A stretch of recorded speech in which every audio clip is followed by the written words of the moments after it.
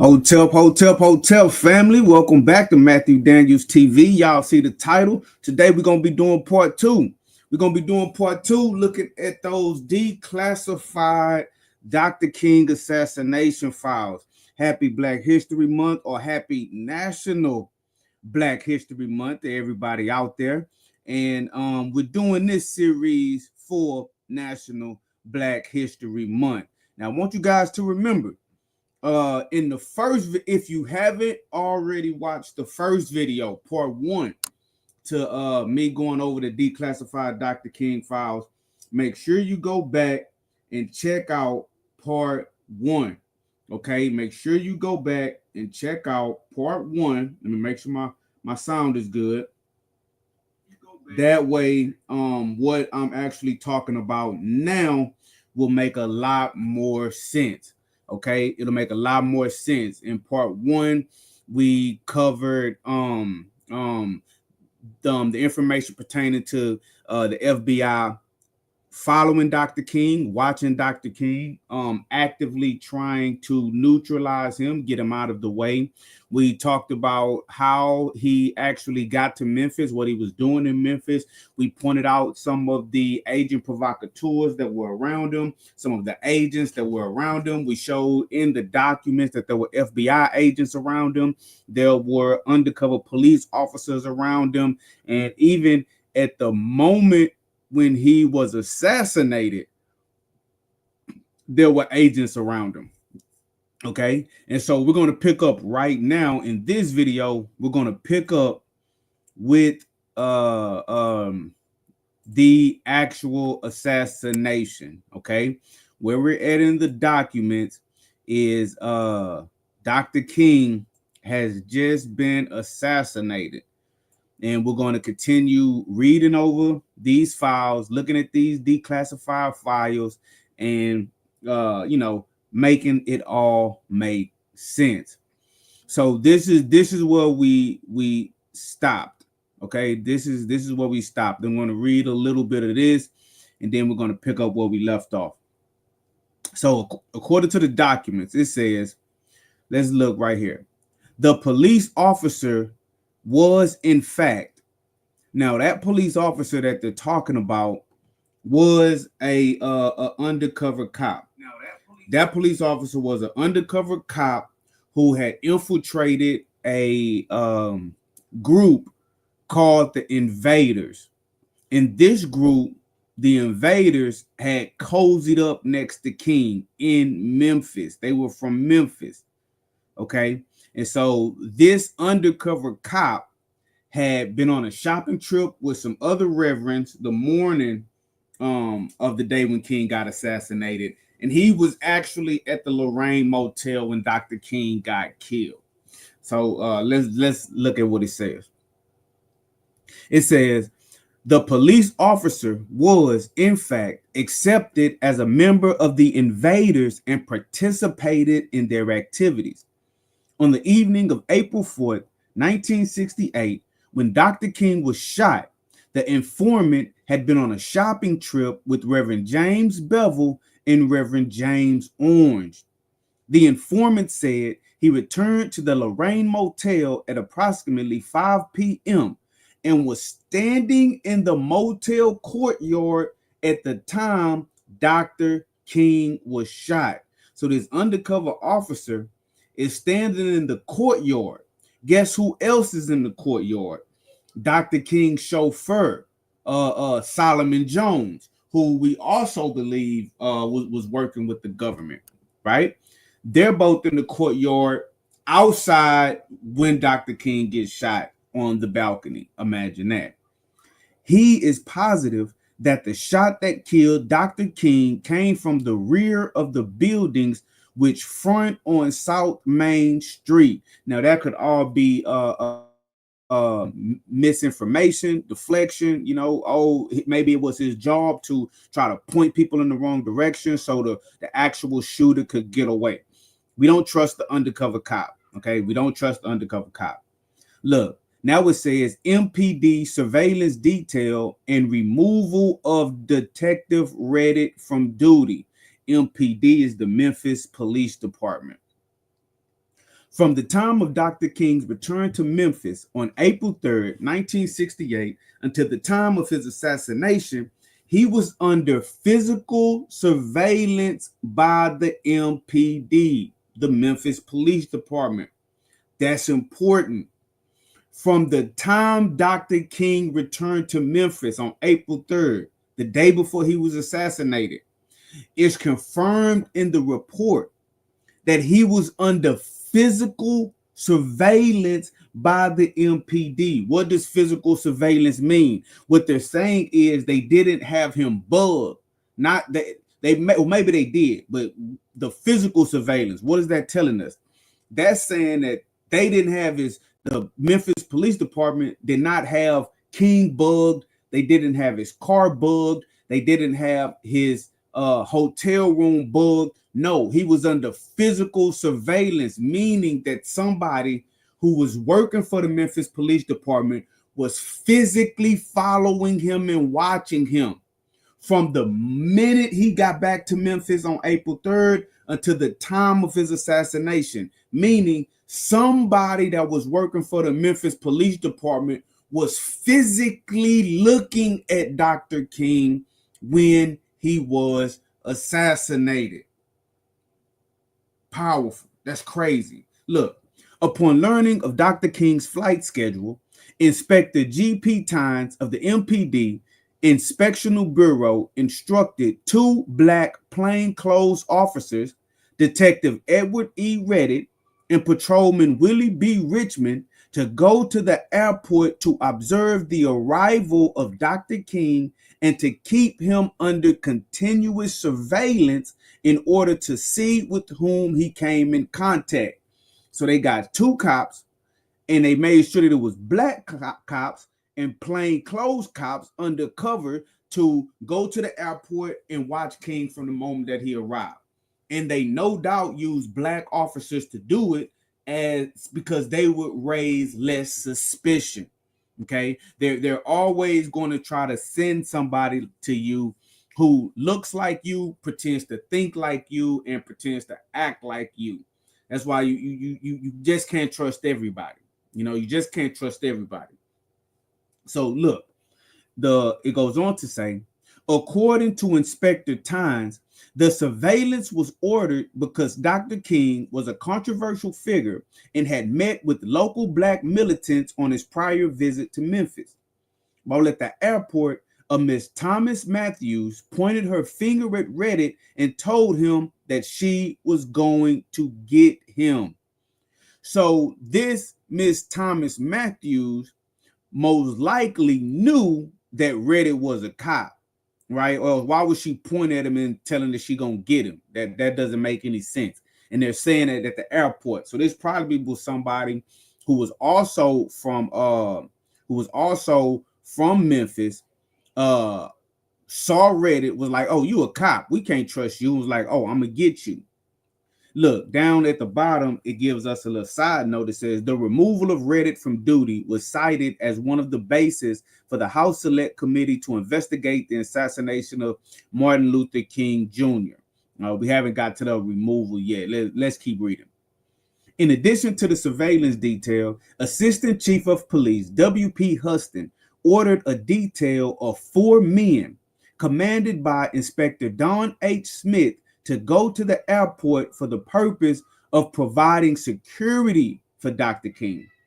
While waiting for Dr. King to arrive, Ms. Thomas Matthews advised Lieutenant George K. Davis that she had come to the airport to pick up Dr. King and that no one had asked for police to be assigned to him.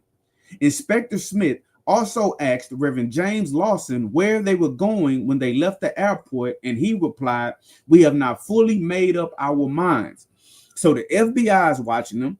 The Memphis Police Department is watching him. The Memphis Police Department has undercover agents in groups that are associated and working with Dr. King.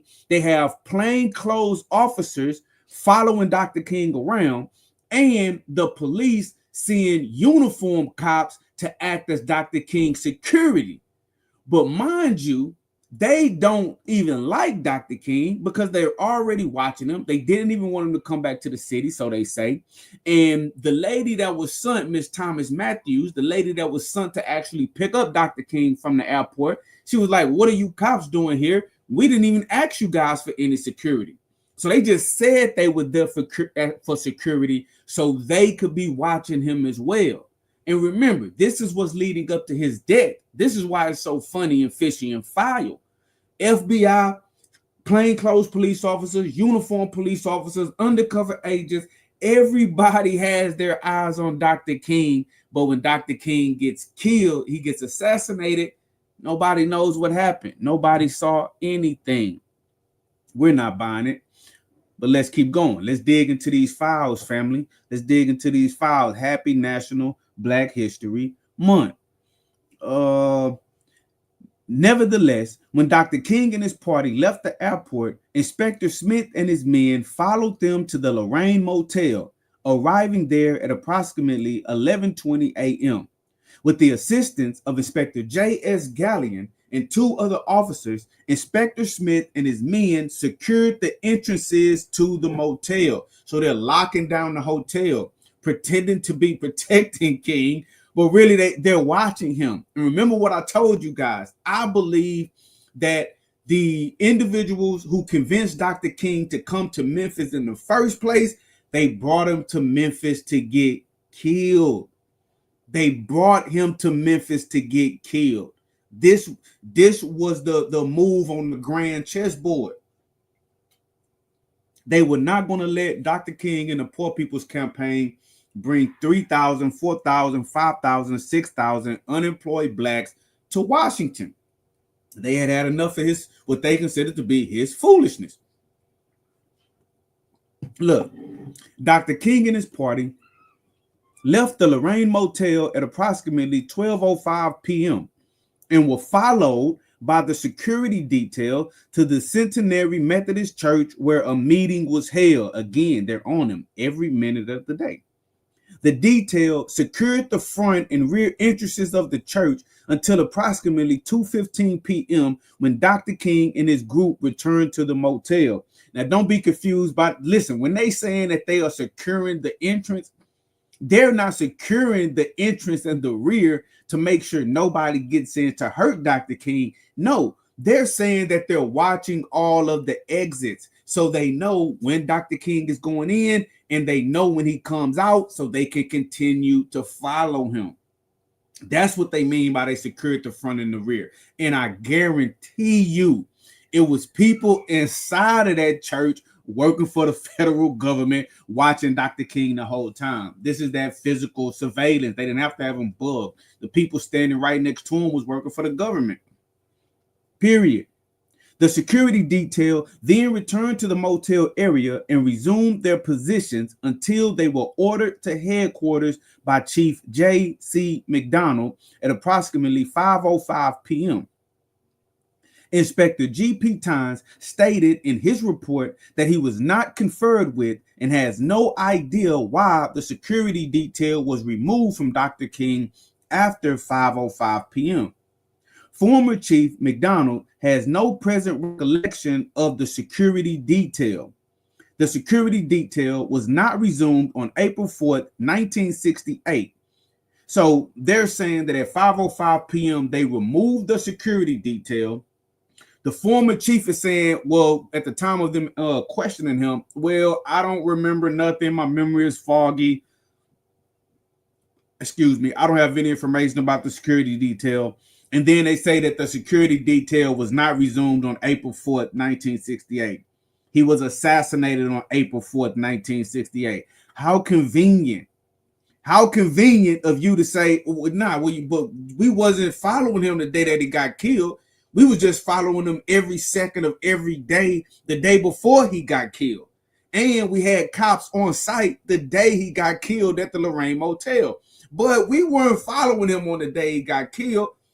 Nonsense. Nonsense. They just knew that was the day that he was going to get killed. They knew it. As a separate activity from the security detail, Detective Reddit and Patrolman Richmond went to the airport on April 3rd and observed Dr. King's arrival. Those were the two plainclothes black officers. When Dr. King left the airport, they followed him to the Lorraine Motel and learned that he was registered in room 306. Reddit telephoned headquarters and informed Inspector Tynes where Dr. King was staying. So now they follow him to the Lorraine Motel. They find out what room that he's in. Why do they need to know what room that he's staying in? So the sniper can know where he needs to face, what building he needs to get on that faces the room that Dr. King is in. So on the fort, when they want to assassinate him, the sniper gets there early. A sniper can sit there for hours. They point their guns and then they wait for the play. The play is get him out on the balcony. Get him out on the balcony. The sniper can take his shot. You see, this is the setup. At approximately, Captain Cold Blooded said, "You damn right. They be lying all the time. They lying. They lying when they said that they wasn't following him no more. We all know that's a damn lie. That's a damn lie.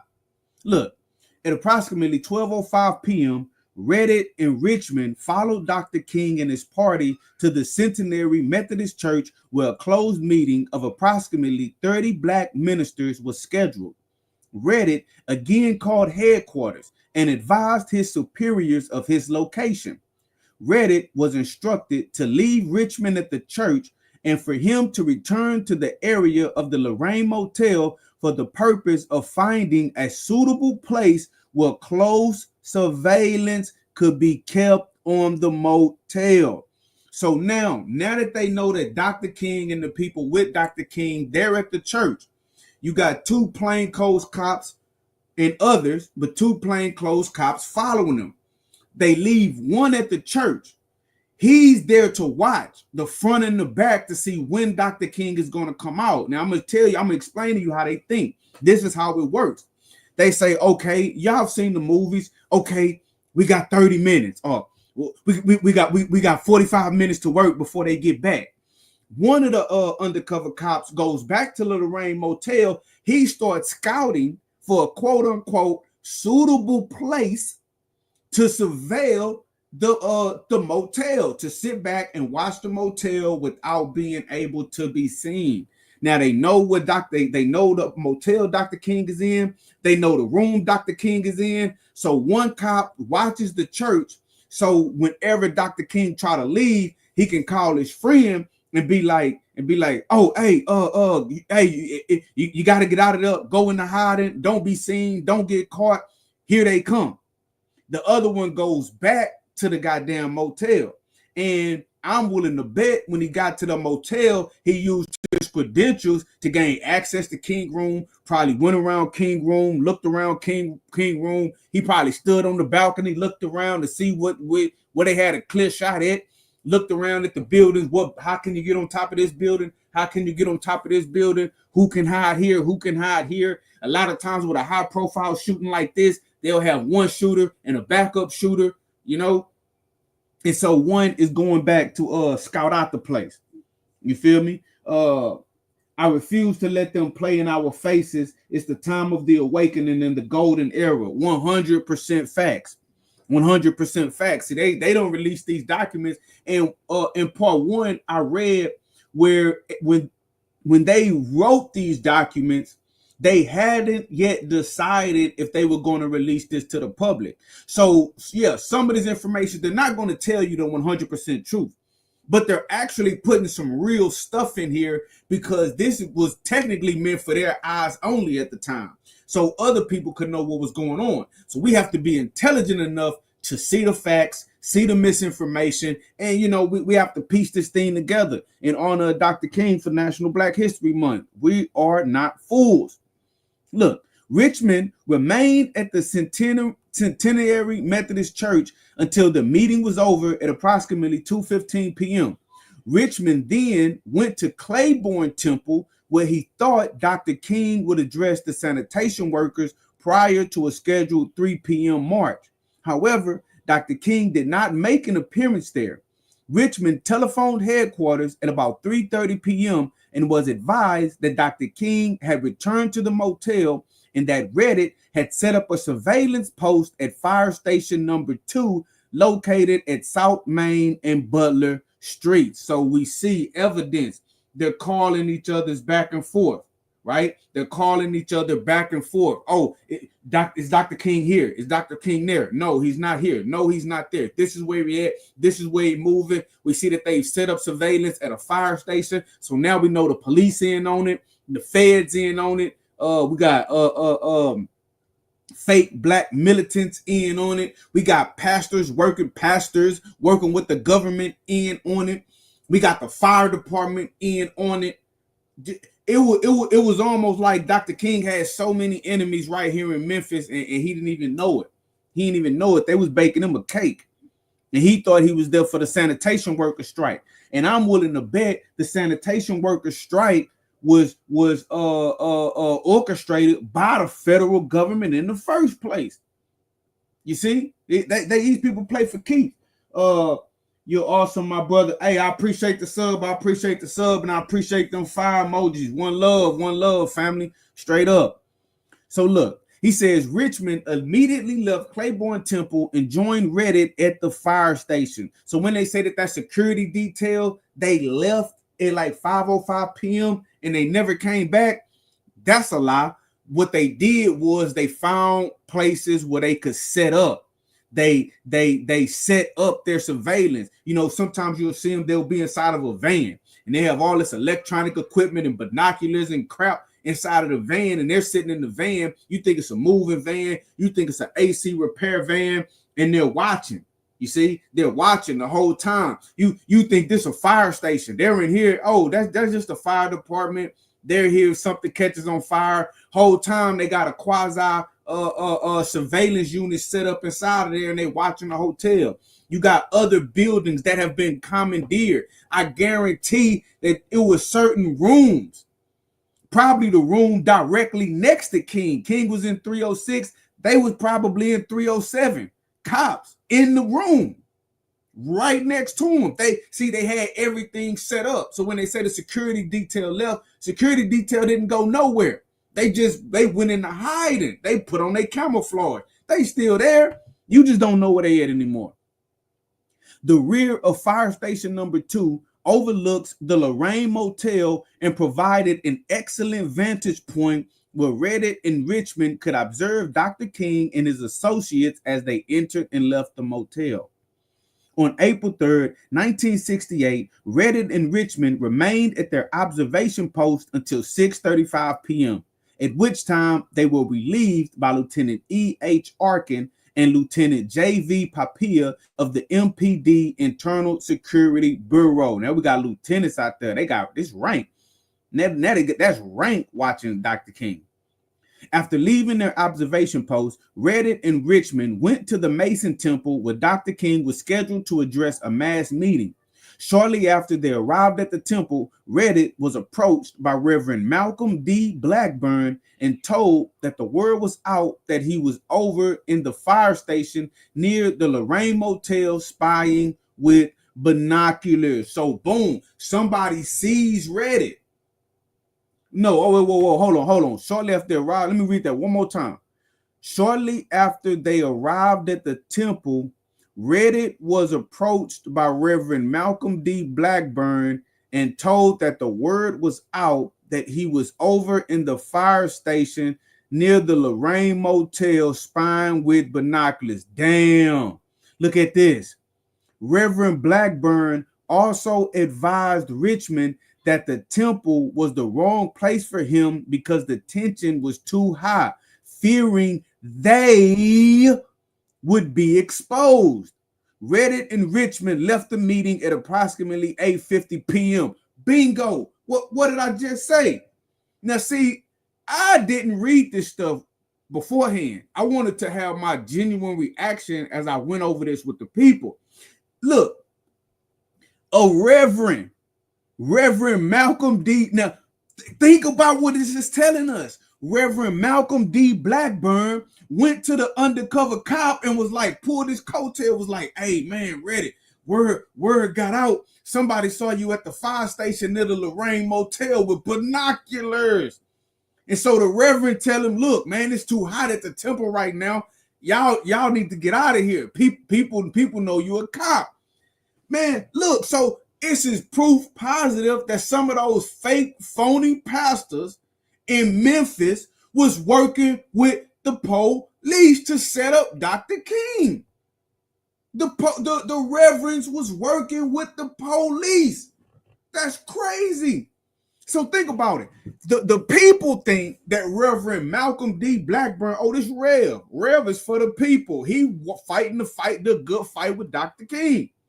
Rev is next to the people. The people start talking. Hey, man, we saw this dude at the fire station near the Lorraine Motels with binoculars out spying. I bet that guy's a cop. The Reverend hear it. Reverend Blackburn like, oh yeah, the cops was watching Dr. King. What? He played dumb. First chance he get, he pulled Reddit to the side.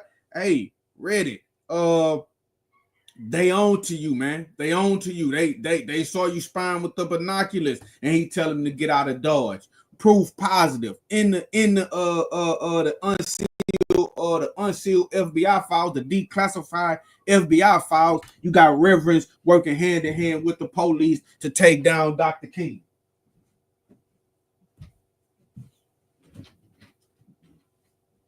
We got the name of one of them. Reverend Malcolm D. Blackburn. May your name live on in shame, brother. May your name live on in shame for what you did helping to set up Dr. King. Give me a second. I'm going to pause for the cause. Give me a drink of water.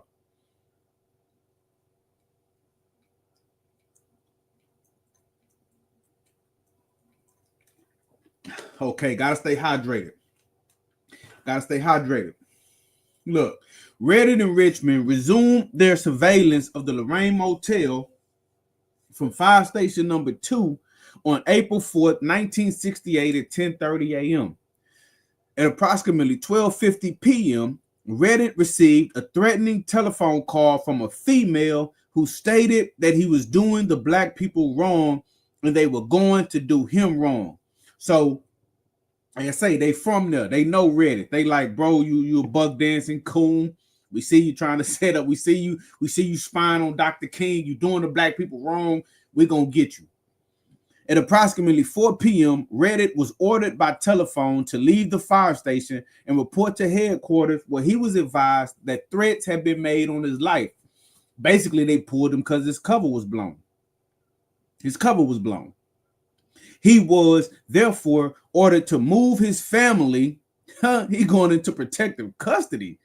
He was therefore ordered to move his family into a motel under an assumed name by Frank Holloman, former director of police and fire, Memphis, Tennessee.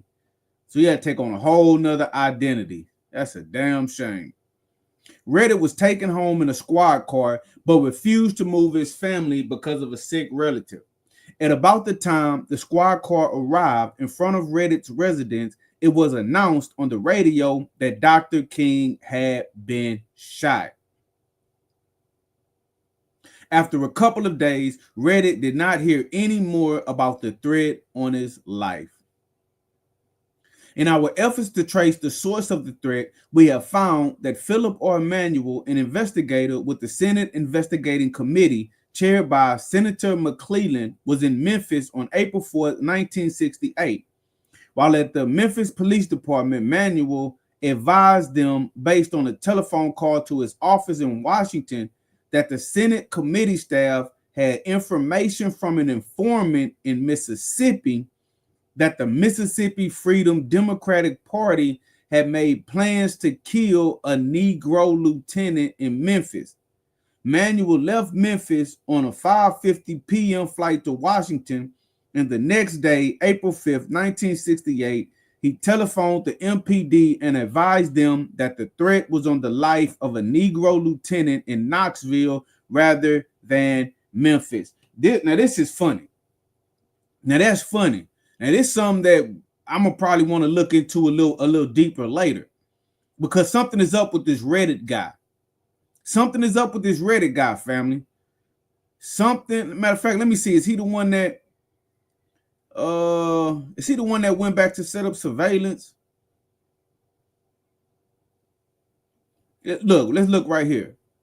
Reddit was instructed to leave Richmond at the church and for him to return to the area of the Lorraine Motel for the purpose of finding a suitable place where close surveillance could be kept on the motel. Okay, Reddit is looking real suspicious. Remember, Reddit and Richmond are black cops following Dr. King. They follow Dr. King to a church. Reddit tells his partner, Richmond, look, you stay here, watch Dr. King. I'm going to go back and I'm going to find us a suitable place to set up surveillance. The document says that he finds a place at the fire station where they can set up surveillance. So him and his partner, they're watching Dr. King on the morning when he gets killed. They say at about 2:50 p.m. though, Reddit gets a threatening phone call. Somebody says, hey, we got word that somebody wants to kill Reddit. So Reddit is pulled. He leaves the fire station. And they say that he has to take his family. He has to get a fake name and he has to get checked into a hotel and go into protective custody because someone made a threat on his life. But the documents tell us that he never moves his family. So that plan never goes through. Him and his family never get moved to a new location because he said that he had a sick relative. Then in the aftermath, it comes out that the threat on Reddit's life isn't even a credible threat. So what if, now follow me down the rabbit hole, family. What if Reddit is the real King assassin? Think about what I'm saying. Reddit and Richmond follow King to a church. Reddit says, hey, I'm going to go back while you watch the church. I'm going to go back and find somewhere where we can pull our surveillance mission. What if he went back to find a suitable place to shoot King from? Remember, he's the one that followed him to the hotel, found out what room King was staying in. What if Reddit went back while King was at the church? Reddit could have went back, found a place to post up to assassinate Dr. King. And so then the morning of the assassination, he's with his partner. His partner don't know he's going to be the assassin. He's the sniper. He's with his partner at the fire station. All of a sudden, some magical phone call gets made to somebody from somewhere. And they're like, hey, they want to kill Reddit. And so the boss like, hey, Reddit, you got to leave the fire station. They want to kill you. So Reddit like, oh, man, I got to get out of here. Let me go get my family. Me and my family, I got to change my name. Let me go get my family. Unless we got to shake the spot. But what if he really left the fire station, went to his sniper's perch, and while he's supposedly relocating his family, which he didn't do because they say this family member was sick, he posted up with that gun and he waited for his opportunity to shoot King. And all of this talk about somebody threatening his life was bullshit. But think about it. If it would have got too hot, now this me just thinking. If it would have got too hot after King was killed and Reddit really needed a new identity and him and his family had to get the hell up out of there because he had just killed Dr. King, he already had an alibi in place. It wouldn't look suspicious. Like, damn, Reddit, why you going on the run after King get killed? Nobody would say that because he pretended to already be going into hiding because somebody had threatened his life. But that turned out to be BS. BS. Wow. You want to know something? I got to read this comment. That's a good point. Look, and take notice that everyone that helped them do this got promoted or rewarded from Messy Jesse to Bernie. Man, if you look at the thumbnail of this video, you see I put that picture. You see I put that picture of everybody standing on that balcony pointing. Now, we all know Messy Jesse Jackson was there when Dr. King got killed, right? We know this. Check this out. You haven't heard me read Jesse Jackson's name not one time in this report so far. I was thinking, man, I swear, I was thinking about that yesterday when I was planning to do this. I was like, wait a minute, man, they talking about how Dr. King got killed. They talking about him in Memphis. They talking about him on the balcony getting shot. They talking about the churches that he went to. They telling us the name of FBI officers. They telling us the name of pastors. They telling us the churches that he went to. They telling us the name of his chauffeur. They telling us the name of everybody that was around Dr. King when he got killed. And I haven't seen Jesse Jackson's name once. I haven't seen his name once. That is interesting. Now, his name might come up later, but I want y'all to think about that.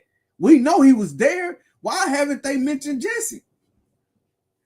Why haven't they mentioned Jesse? Now, possibly they have mentioned Jesse because they say in the documents that they can't release the names of all of their informants because of other business that they got them tending to. They can't totally blow their cover. So theoretically, Jesse could be FBI informant number 1, right? Memphis police informant number 2.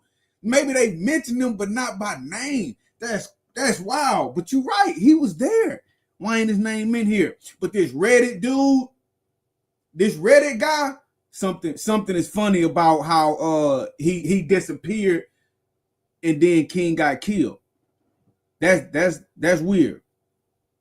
Look, Philip R. Manuel neither has a present recollection of providing the information regarding the threat to the MPD, nor does he have a memorandum of the event. So really, this threat on Reddit's life, it appears to be made up.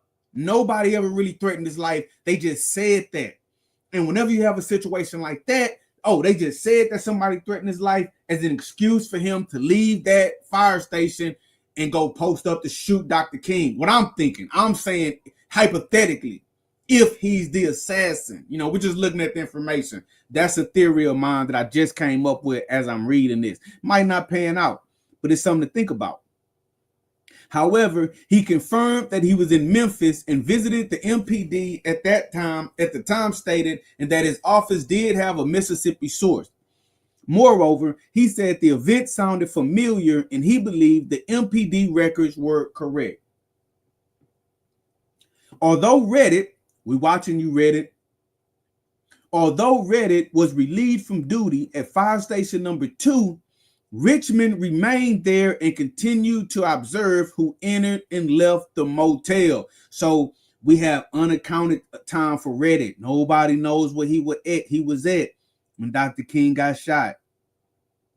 At approximately 6 p.m., Richmond saw Dr. King leave his room and walk to the handrail on the balcony. The Reverend Billy Cowles was standing off to Dr. King's right.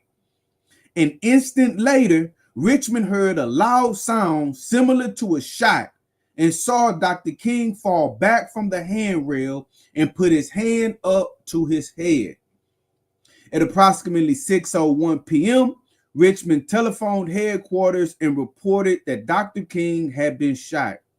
He was instructed to remain at the fire station. Richmond then yelled to members of an MPD tactical squad, which had stopped at the station a few moments earlier, that he believed Dr. King had been shot. So what is a tactical squad already doing there before Dr. King gets shot? What the hell is a tactical squad doing there? He then ran to the front of the fire station and looked north and south on South Main Street, but did not see anyone running or walking except the men in the tactical squad who left the fire station running in different directions. Shortly thereafter, Captain J.G. Ray arrived at the fire station and instructed Richmond to go to headquarters and make a detailed report of what he had seen. Man, it's crazy. Details of 2 black firemen from fire station number 2. So now I did scan over this part. Now we're going to get some funny business that went on with 2 black firemen that worked at fire station number 2. The fire station where Richmond and Reddit was set up at.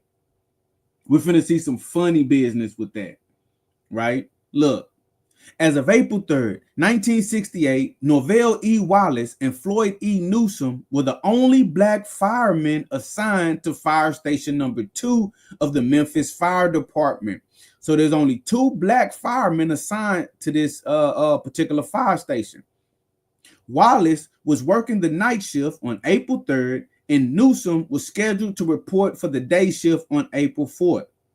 Both of these individuals actively supported the sanitation workers' strike, attending their rallies and making financial contributions. So we already see that they could be a problem for the people opposing Dr. King. They're involved in the fight to a certain degree.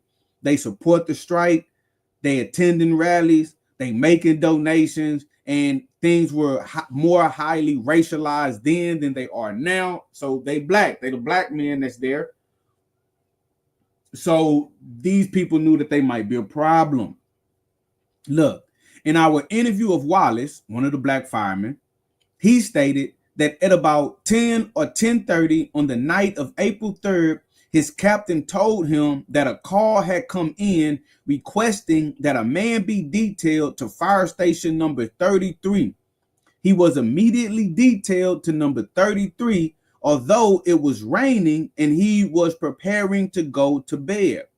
Wallace further stated that while fire station number 33 was understaffed as a whole, there was no shortage of personnel for the pump truck on which he worked.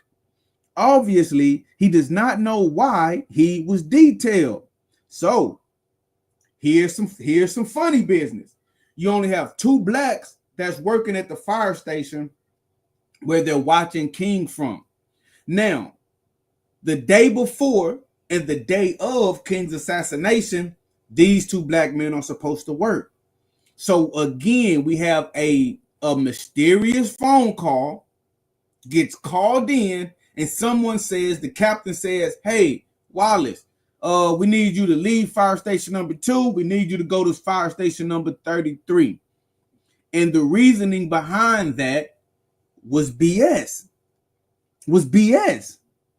But they're getting, what we have to understand is they're getting him out the way because this assassination was planned, and the people that were supposed to know knew, and they were setting everything up for it to go as smooth as possible. Look, also on the night of April 3rd, Fireman Newsom, in a wholly personal capacity, attended a rally at the Mason Temple where Dr. King made his last speech. When he returned home about 10:30 p.m., there was a message for him to call Lieutenant J. Smith at the fire department. When he called, Lieutenant J. Smith ordered him to report to fire station number 31 on the morning of April 4th rather than fire station number 2. So bam, one guy gets a mysterious phone call. "Hey, we need you to go to fire station number 33. Forget about fire station number 2.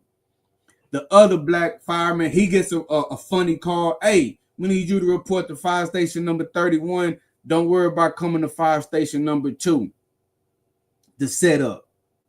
Newsom claims that fire station number 31 was overstrength at the time, and his detail made his company short. Moreover, he says he never has received a satisfactory explanation why he was detailed. However, he did say that Lieutenant Barnett at one time told him he was detailed at the request of the police." So he never got a legit reason why he was moved. In fact, the move didn't make any sense. And the only reason he ever got, the only explanation he ever got was that the police wanted him to go to a different fire station. What are the odds, family? What are the odds? We're not stupid. We're not stupid. They wanted them out the way because they could potentially be a problem. If they saw something, they were definitely going to say it. They were going to tell everybody. They were going to be able to tell everybody about, think about it. Reddit and Richmond are at this fire station. Now, remember, if Reddit has a more sinister hand in this, those two guys would have been able to tell the truth. Be like, hey, well, you know what's funny? Maybe they could piece it together. Man, you know what's funny, man? Reddit left earlier that day. Like they got some phone call that was a threat on his life. Man, he left. You know, where was he? Does he have an alibi for when King got shot? Does Reddit have an alibi? Or perhaps, you know, just how life works. Maybe they would have walked outside for a smoke break or something when the actual shot was finna take place and they saw the person that did the shooting. No, they had just get them out the way. They were a wild card and they were too close to the investigation. Nah, just get them out of fire station number 2. We don't want to have to worry about any funny business. Look, interviews of past and present members of the Memphis Fire Department have failed to disclose the individual who initiated the order or the reason for detailing Wallace and Newsom. So no matter who they asked, no matter how many investigations they did, nobody knows. Look, nobody knows who told those 2 black firemen not to come to station number 2. And nobody knows who threatened Reddit and said Reddit had to get a whole new identity. No, it must have been the same person making all of those calls. According to former Lieutenant Jack Smith, he received a telephone call between 3 p.m. and 5 p.m. on April 3rd, 1968 from either Captain James T. Beatty or former Assistant Chief Arthur J. Revolto in the personnel department, specifically requesting that Newsom be detailed. No reason was given for the detail. Smith said he immediately called Newsom, but Newsom was not home.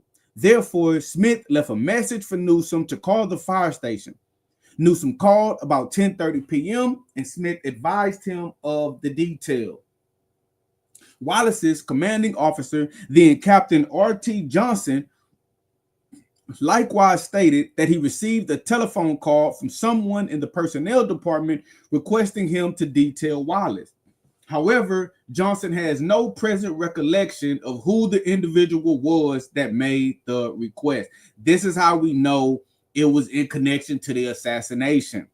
But nobody knows nothing. No, I don't know who called me. Brother, if you don't know who called you and told you that you had to tell this guy don't come to station number 2 and station number 30, send him to station number 31 and station number 33, why would you do it? You understand what I'm saying? Why would you do it? It's like we all have jobs. Think about it. You're at work. You get a call from somebody, and they tell you, they're like, hey, we know you work in this part of the office, but instead of working in this part of the office, we need you to go over here. We need you to work on the other side of the office just for the day. And you don't even know who that person is. You're not gonna listen to them. They have to be your boss, your supervisor, somebody with authority. You have to know their name. You have to at least be like, well, who the heck are you? Like, I can't call. Let's say I call McDonald's right now, right? I call McDonald's and I say, hey, do y'all have a guy named Jim that's working on the grill? Yeah, we have a guy named Jim that's working on the grill. Yeah, go ahead and just for the day, just for the day, we want to try something new. Put Jim in the drive-thru. Do you think the manager on duty, not knowing who the hell I am, that you're gonna be like, okay, hey, Jim, we got this random phone call from somebody. I don't know who made the call. I don't know who they are. I don't know what their rank is, but they want you in the drive-thru, Jim. So I have to put you in the drive-thru. No, it don't work like that. Especially for like a government run entity like a fire department. Like, can you randomly just call a fire department and just start repurposing people, redetailing people? Don't work here, work there, and they okay, cool. No, you know who it is, what their rank is, and if they even have the rank to tell you to do it. Like, how can they convince you to do it? So of course they know who making these phone calls. Somebody called the federal government. Probably not just the police, probably the federal government made that call. You know how they show up, they'll flash that badge, and you just know it is what it is. Hey, we got jurisdiction here. We taking over the scene. Send this guy here, send that guy there. Don't ask no questions. Yes, sir, Mr. CIA. Yes, sir, Mr. FBI. Yes, sir, J. Edgar. He probably would. Hey, yeah, this J. Edgar Hoover. Right? Hey, this J. Edgar Hoover. I need you to get them two black guys out of fire station number 2. And don't ask me why. Yes, sir, Mr. Hoover. Hey, you two black guys. We gotta repurpose y'all.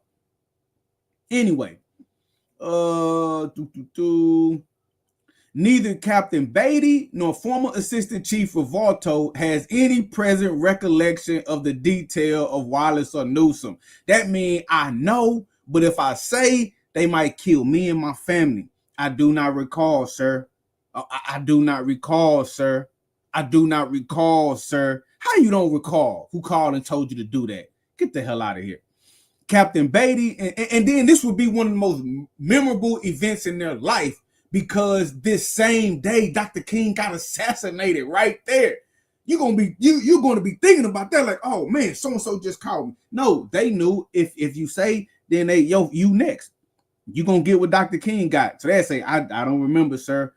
I don't remember, sir. I have no recollection, sir.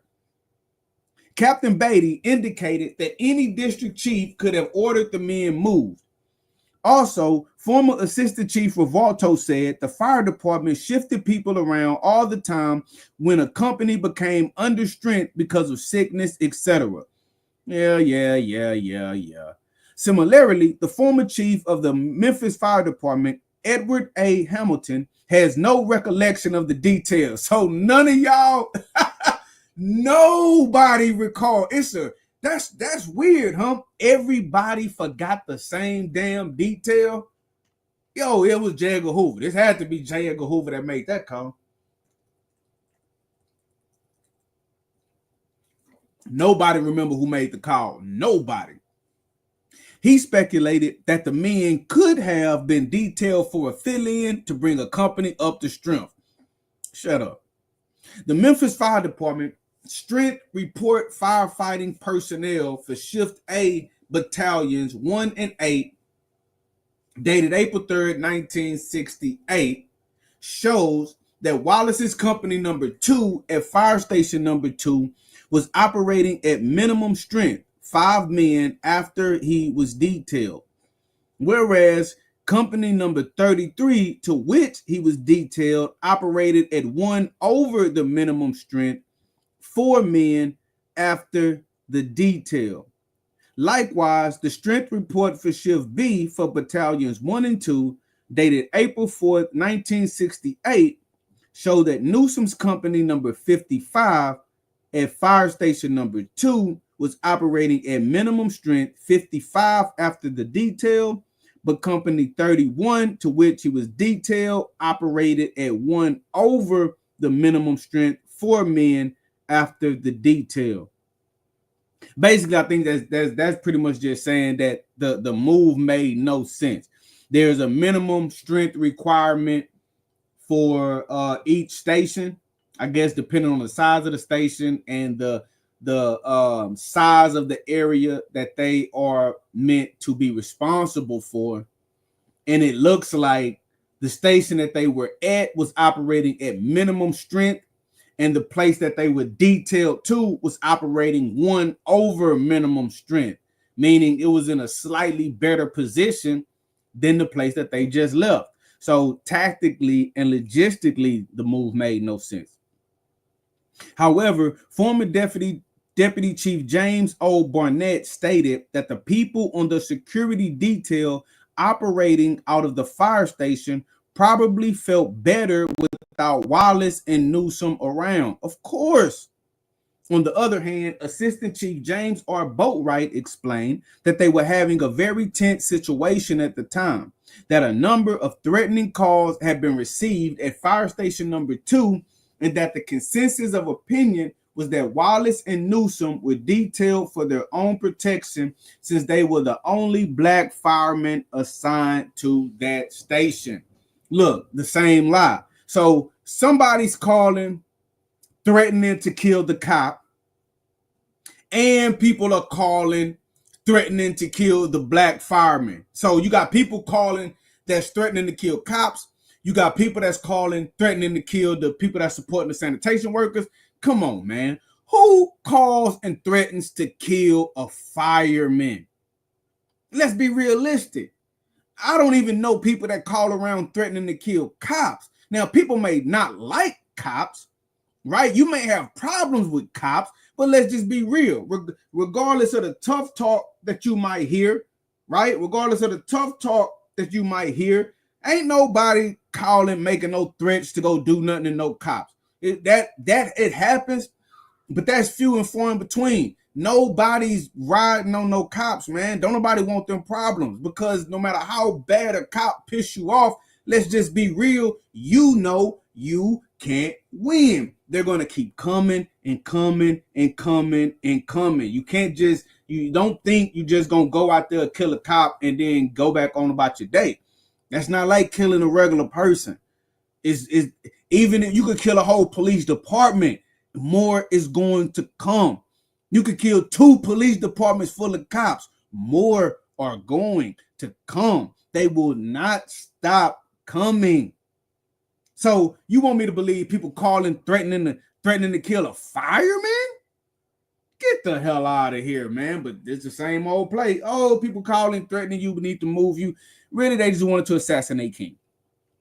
In this connection, MPD patrolman Willie B. Richmond and former detective Edward E. Reddit, who conducted the surveillance of Dr. King and his associates from the fire station, were recontacted and specifically asked whether they had requested that Wallace and Newsom be detailed.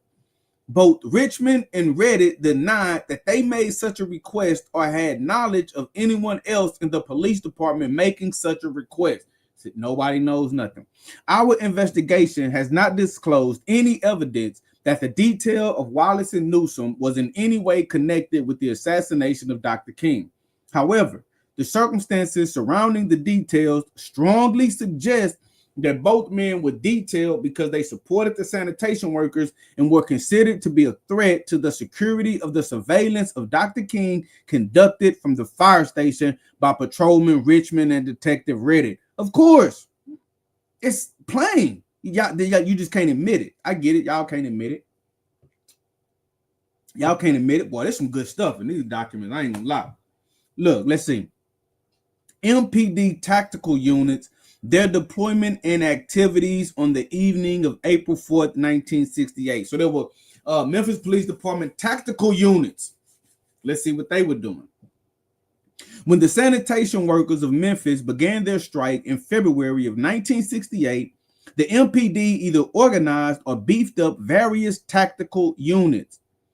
Generally, each of these units consisted of 12 law enforcement officers from the MPD and the Shelby County Sheriff's Office. These units were organized for the purpose of avoiding riots, which other cities such as Detroit had experienced. Interview of Frank Holloman, former director of fire and police for the city of Memphis.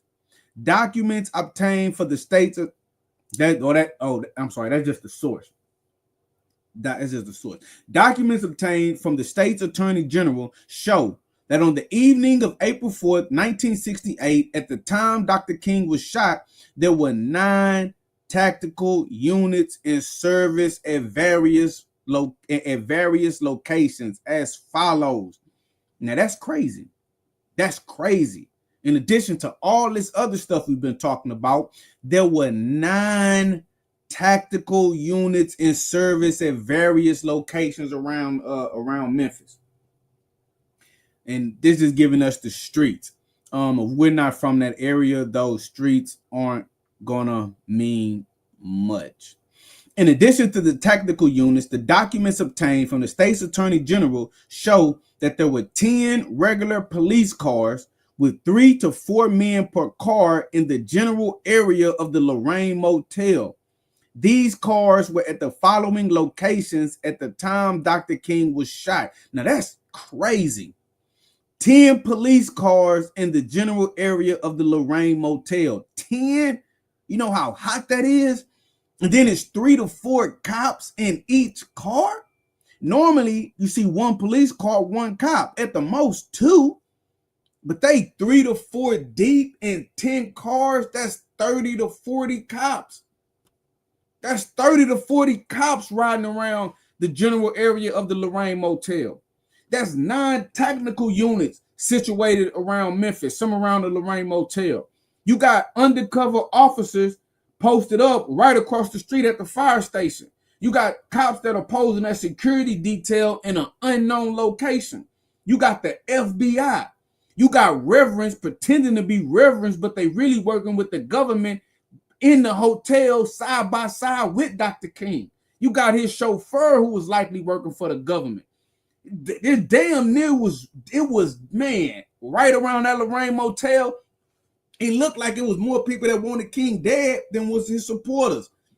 And he didn't even know it. God damn. The map, they show the map, shows that TAC units 10 and 18 were within a radius of 1 mile of the crime scene at the time of the shooting. And TAC units 16, 11, and 12 were within a radius of 2 miles of the crime scene. TAC units 7, 14, 15, and 16 were located outside the boundaries of the map and are not shown. So they got the whole perimeter locked down. Locked down. Cars numbered 224, 230, 232, 245, and 247 were within a radius of 1 mile of the scene. So within 1 mile, you have 1, 2, 3, 4, 5. You have 5 police cars within 1 mile, and you have 1, 2. You have 2 of the tactical units within 1 mile. Shit. Man, King wasn't coming out of there alive. It wasn't no way. However, cars number 236, 365, and 367 were outside the boundaries of the map. Particular emphasis is given to TAC Unit 10 and the activities of its men, as this unit was located at Fire Station number 2, South Main and Butler, at the time of the shooting. So one of these tactical units, tactical unit number 10, was at Fire Station number 2 with Reddit in Richmond. On the afternoon, and remember earlier they tried to say that the security detail they left and they never came back. I told you that was a lie. They just admitted that was a lie. They were everywhere. On the afternoon of April 4th, 1968, TAC Unit 10, consisting of 3 cars and 12 men, stopped at Fire Station number 2 for a rest break at approximately 5:50 p.m. The unit was commanded by Lieutenant Judson E. Gromley of the Shelby County Sheriff's Department. The other members of the unit included Deputies W.A. DeFord, W.J. Berry, Vernon Dollahite, R.N. Baker, and Ronald Malley of the Sheriff's Department, and Patrolmen Carl Dunn, William Gross, Jason Morris, Barney Wright, Emmett Douglas, and Terrence Landers of the MPD. We still haven't heard Jesse Jackson's name. Interviews of the above-named men indicate that when the unit arrived at the fire station, the cars were parked on the north side of the fire station entrance, with the lead car actually obstructing the sidewalk. The second car was parked directly behind the lead car, and the third car was double parked alongside these 2 cars. While Patrolman Douglas remained with the lead car to monitor the radio, all of the other men went into the fire station to take a break. When the shot was fired that killed Dr. King at approximately 6:01 p.m., these men were at various locations in the fire station, drinking coffee, making telephone calls, etc. So they just so happened to take a break and stop at the fire station at 5:50 p.m., 11 minutes before King got shot. They randomly stopped there. I think Reddit killed Dr. King, man. Boy. Reddit.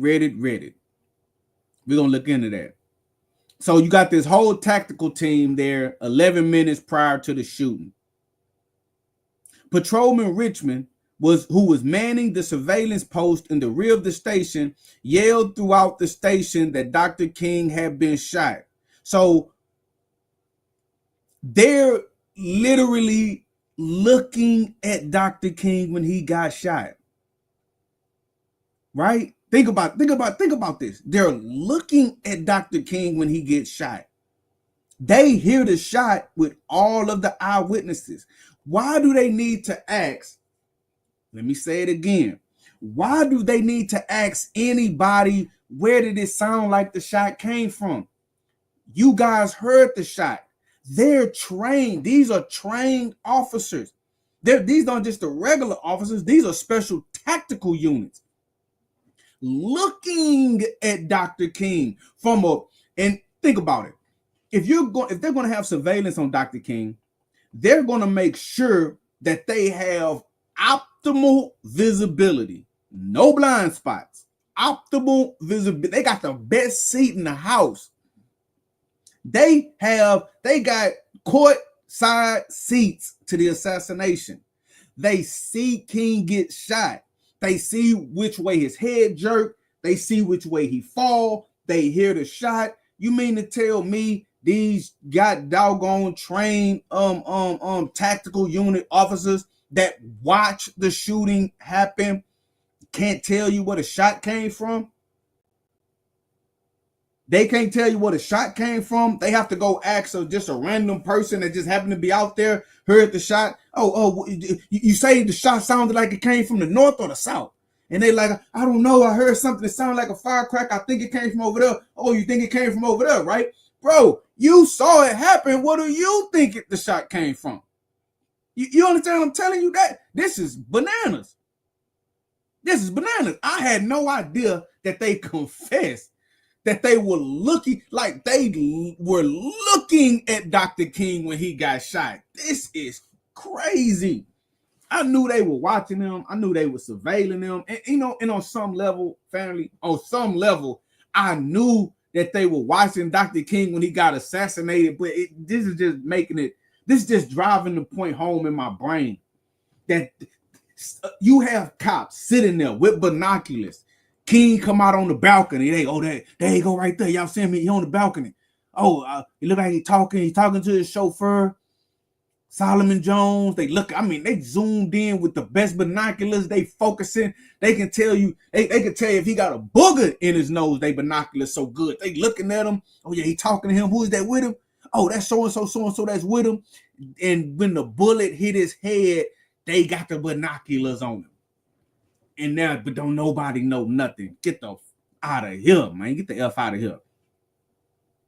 The members of the TAC unit, some of whom had heard the shot, so if they heard the shot, they should know where it came from, all ran out the north side of the fire station and then east toward the rear of the fire station and the Lorraine Motel.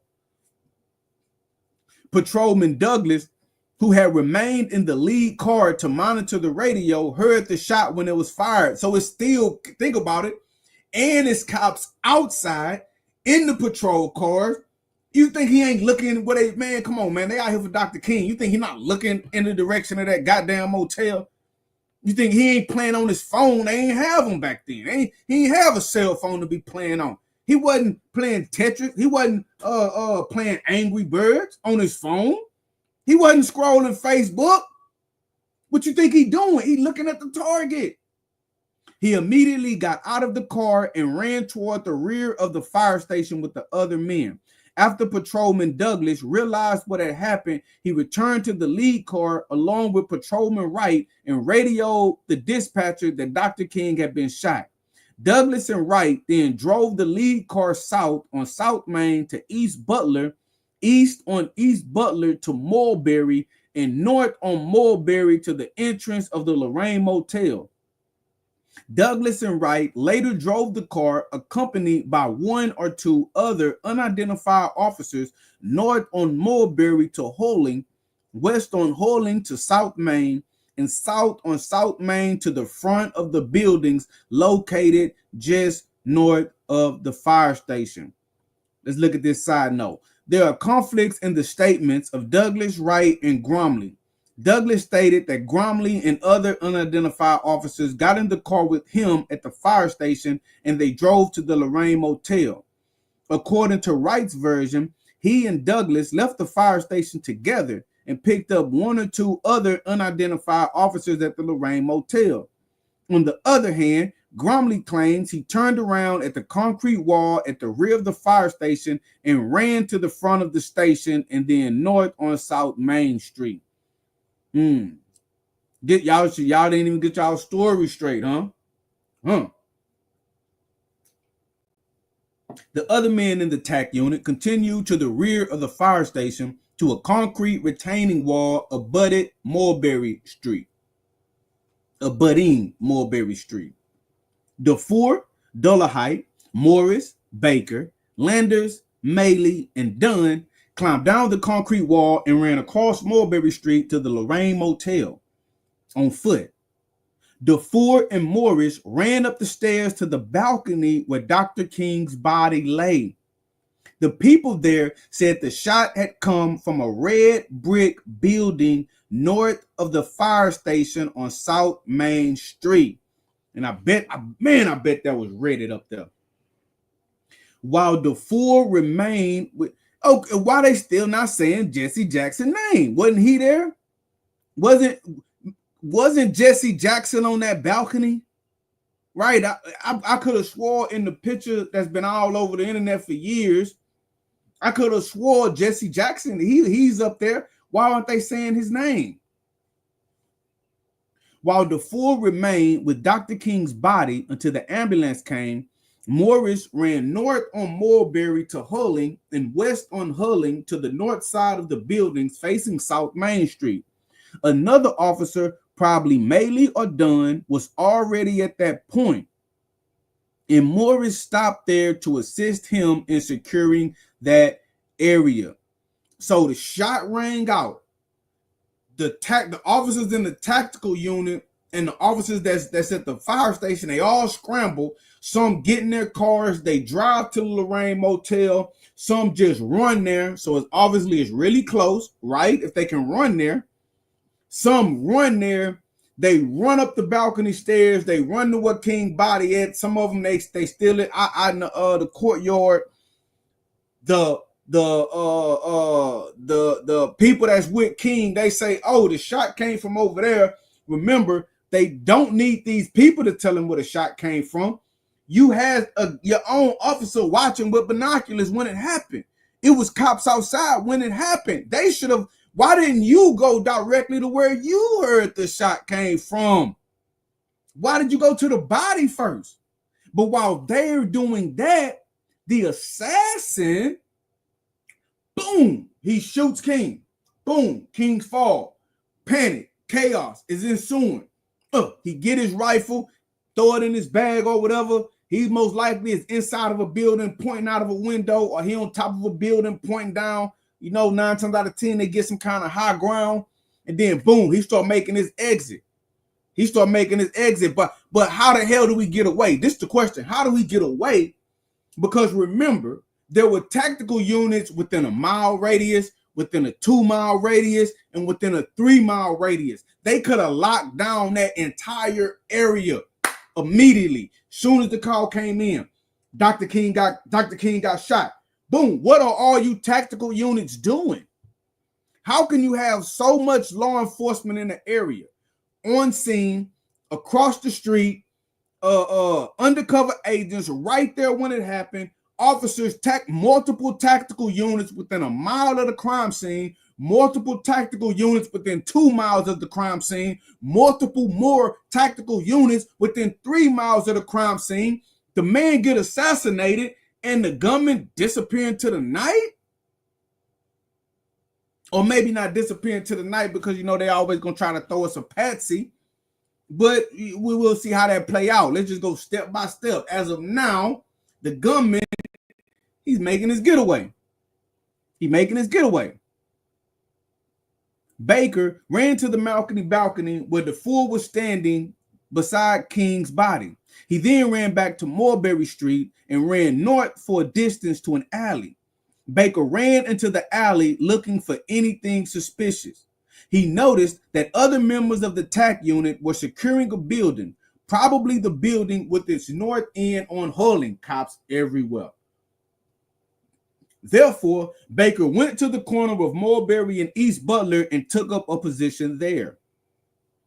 After Landers learned the direction the shot came from, he could have learned that from his cop brother. He found a 55-gallon drum and climbed back up the concrete retaining wall on Mulberry Street into the lot on which the building where the shot was fired is located. Landers observed that the bathroom window was partially open, and he saw an elderly white male come up to the window and look out. He ordered him to get back from the window. Get back, get back. Landers also saw an elderly white female looking out a window directly south of the bathroom window. He ordered her to get away from the window. Landers also checked the bushes on the lot for evidence and checked the entire area for footprints. After other officers arrived, Landers and another MPD officer climbed onto the roof of a one-story building which backs up to Mulberry Street. This building runs along the north side of the building where the shot was fired. Finding nothing on the roof, they came down and started up an alley leading to a basement. About 10 feet up the alley, they found 2 fresh footprints in the mud. Landers guarded these footprints until homicide detectives arrived on the scene. Subsequently, a plaster case was made of each footprint. However, the footprints were never positively identified by either the MPD or the FBI. And this is we are going to get into old James Earl Ray. He is in here too. We definitely gonna get into that information. That is in the files. Upon learning where the shot was fired from, Dolahite and May, we just looking at this. We want to see, is that real? Did he really do it? Did he have help? Was he a patsy? Was he a patsy? We want to just examine these files for ourselves. Upon learning where the shot was fired from, Dolahite and Maley ran out of the motel courtyard, turned north on Mulberry to Hulling, and west on Hulling towards South Main. Maley stopped in the center of the block and began guarding the north end of the building. However, Dolahite continued running with gun drawn to South Main and turned south on South Main. Dolahite noticed a number of patrons in Jim's Grill at 41B South Main. He ran into the cafe and ordered everyone to remain seated and not to leave. Dolahite then stopped momentarily at Canop's Amusement Company, located at 424 South Main, where he observed a green bedspread lying in the doorway, partially covering a blue suitcase and a box containing a rifle. Okay, so Dolahite then stopped as we getting good again. Dolahite then stopped momentarily at Canop's Amusement Company, located at 424 South Main, where he observed a green bedspread lying in the doorway, partially covering a blue suitcase and a box containing a rifle. Now that green bedspread, we just making hypotheticals right now. Possibly that's what the sniper had laid down. He laid on this, to take the shot. And is this the real gun? Let's just read it. Let's soak it up. Let's see what his declassified files go. As he continued down South Main a short distance near a fenced-in parking area, Dolahite observed Lieutenant Gromley and another officer coming north on South Main. Dolahite turned around at that point and walked back to Canop's store ahead of Lieutenant Gromley and then crossed the street for the purpose of securing the front of the building. After he took up his position, Douglas and Wright drove up in the lead car. So did he leave the rifle there and come back for it later? If he did, that's weird. Other officers who did not climb down the retaining wall at the rear of the fire station and run to the motel are Gromley, Gross, and Berry. After running to the retaining wall and observing the people pointing to the building on South Main Street, Berry came back to the fire station entrance, jumped in a cruiser, and drove on South Main to the first intersection at Hulling, where he stopped the car in the street and secured that area. So there's people pointing towards buildings on South Main. They have a building on South Main called Knipp's Amusement Company, where they find what appears to be the murder weapon, but no assassin yet. Gromley and Gross also returned to the front of the fire station after first running to the retaining wall. They both turned north on South Main and ran toward Hulling. Gromley stopped at Knipp's Amusement Company. That's the same place where they saw the rifle, remember? Where he observed what appeared to be a blanket partially covering a blue suitcase and a Browning rifle box with about a foot of the barrel of the rifle exposed. The apparent discrepancies in the statements of Gromley and Dolarhyde can be accounted for only by the mass confusion which must have occurred immediately after the shooting. So we have Gromley finding the rifle at the Knipp's Amusement Company. Now that's that. Now look, now you also have Dolarhyde. Look, Dollar right here. Dolarhyde then stopped momentarily at Knipp's Amusement Company, located at 424 South Main, where he observed a green bedspread lying in the doorway, partially covering a blue suitcase and a box containing a rifle. So Dolarhyde goes there. He sees the rifle. So apparently he did leave and left the rifle there, because we see that later on in the narrative, when Gromley goes on South Main, Gromley then goes to Knipp's Amusement Company and he observes the rifle, but they're not observing the rifle together or at the same time. That's weird. That's weird, but they're both saying that they saw the murder weapon there. And there are some discrepancies with Gromley and Dolarhyde's story.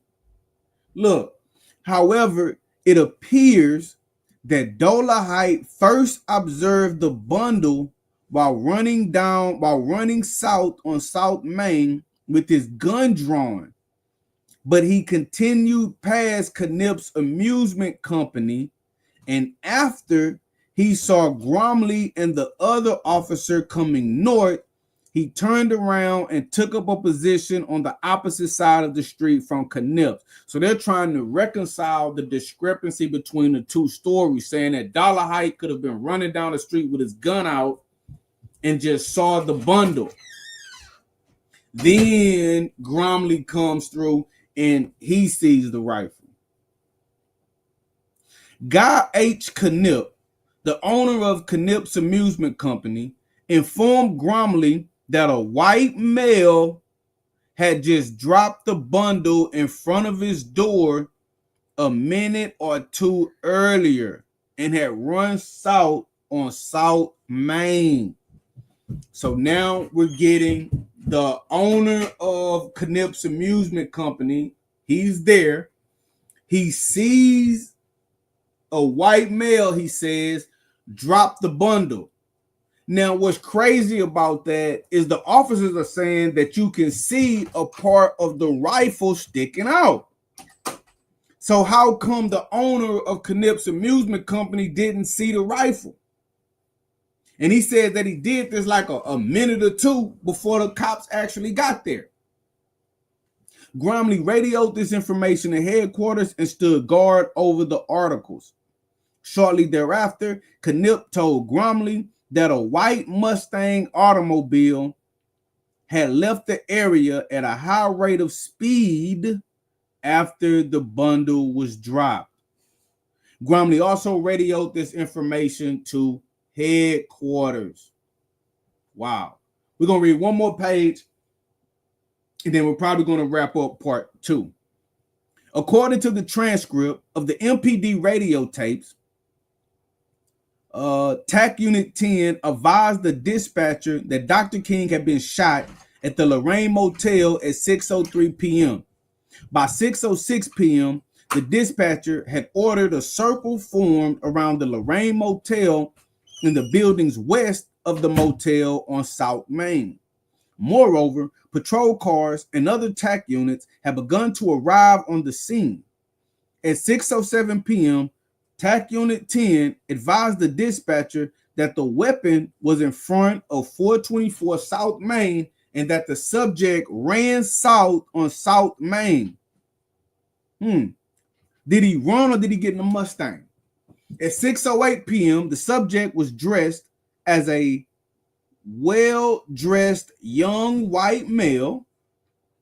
At 6:10 p.m., the dispatcher relayed information from TAC Unit 10 that the subject had left the area in a late model white Mustang. So I suppose they're trying to piece it together and say that he dumped the gun, the murder weapon. He ran to his car that was parked close by, jumped in his parked car, the late model white Mustang, and then he sped off.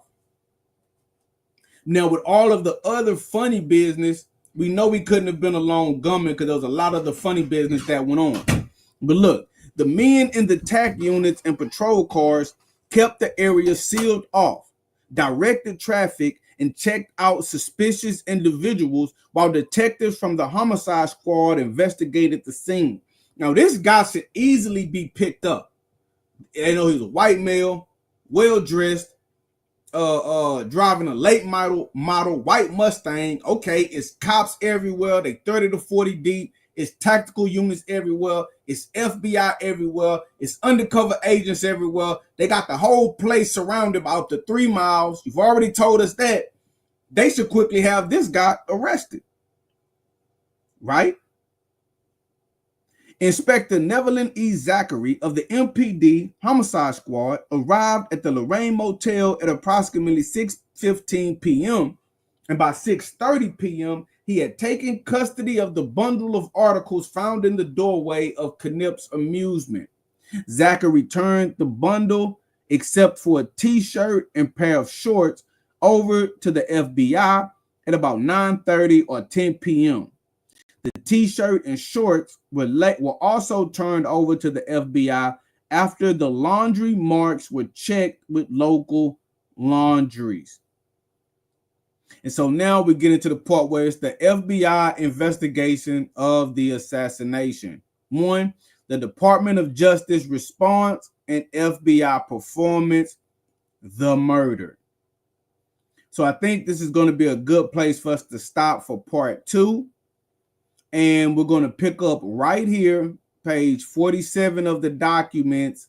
We're going to pick this up when I come back to do part 3.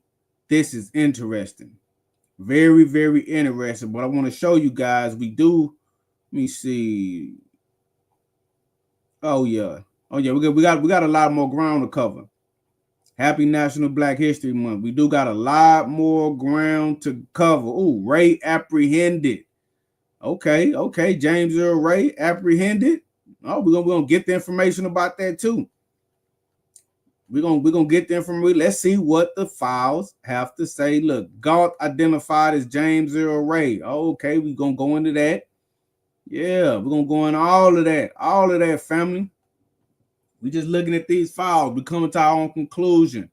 We want to know what they know, or at least what they are willing to share. So we're gonna end it right here.